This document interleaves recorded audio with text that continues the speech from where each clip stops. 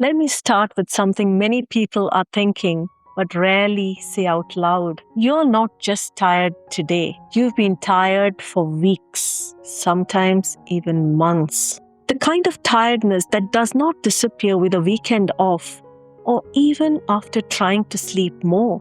At some point, you may have searched for answers online, Google or ChatGPT, iron, thyroid, vitamin D, and then perhaps felt slightly embarrassed for looking it up because everyone else seems to cope. After more than 20 years working as an NHS GP, I can say this with confidence. Most people who feel tired all the time are not failing in life. They are either missing something important or focusing on the wrong explanation. Today, I want to talk you through how tiredness is usually approached in clinic, what tends to matter, what often does not, and how to think about next steps in a sensible, grounded way. This is not about pushing yourself harder. It's about understanding patterns.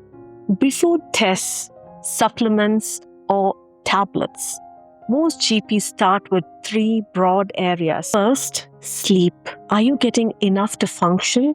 Not just get by. Second, movement. Is your body doing enough to maintain basic conditioning and mood? Third, sustainability. Is the way you're living something you could realistically keep going with? If one or more of these is out of balance, tiredness often has a clear explanation.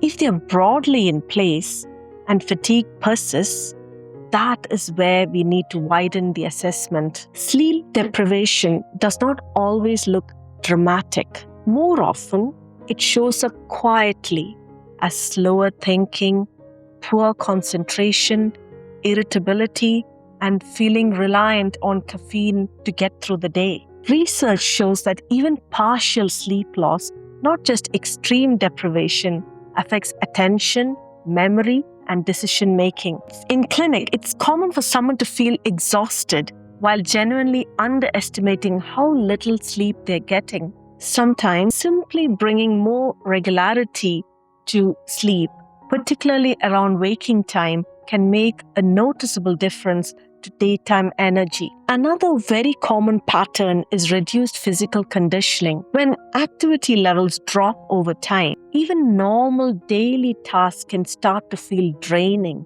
People often describe heaviness, low stamina, or getting out of breath more easily and worry something medical must be wrong. Sometimes the body just has adapted to doing less. This does not mean illness. It means capacity has reduced. National and international guidance consistently emphasizes starting physical activity gently and building gradually rather than pushing too hard too quickly. Tiredness is also one of the most common ways burnout shows itself. The World Health Organization describes burnout as an occupational phenomenon linked to chronic workplace stress. It often includes persistent exhaustion, emotional distancing from work, and a sense of reduced effectiveness. This is different from depression, although the two can overlap.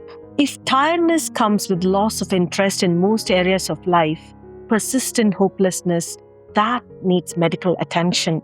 But for many people, ongoing strain and lack of recovery time are major contributors to fatigue. When lifestyle factors do not fully explain tiredness, GPs consider medical causes that are common and important. This includes looking for evidence of iron deficiency, thyroid problems, vitamin deficiencies, and other conditions that can affect energy levels. These assessments are guided by the overall picture, symptoms, personal history, and risk factors rather than testing everything routinely. The aim is to be proportionate, not dismissive, and not excessive.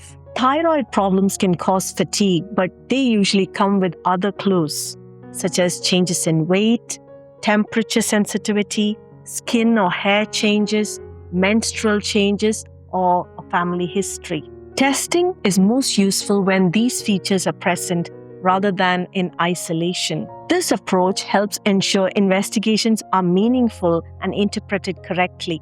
Most tiredness have a benign explanation. However, Tiredness should be assessed urgently if it is accompanied by things like unexplained weight loss, persistent fever or night sweats, significant breathlessness, chest pain or palpitations, ongoing bleeding or bruising, severe headaches, thoughts of self-harm. If something feels wrong, it deserves checking with a registered medical professional. If tiredness has been present for some time, it can help to notice patterns, how consistent your sleep is, how your energy changes through the day, how much mental or emotional load you're carrying. When you do speak to a GP, describing how tiredness affects your daily life, how long it's been going on, and whether anything improves or worsens it is often more helpful than focusing on individual tests. Normal blood results do not mean symptoms are dismissed.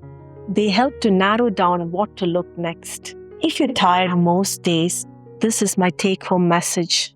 You're not lazy, you're not weak, you're not failing. Your body is giving you information. The aim is not to ignore it or push through endlessly, but to understand what your body is signaling.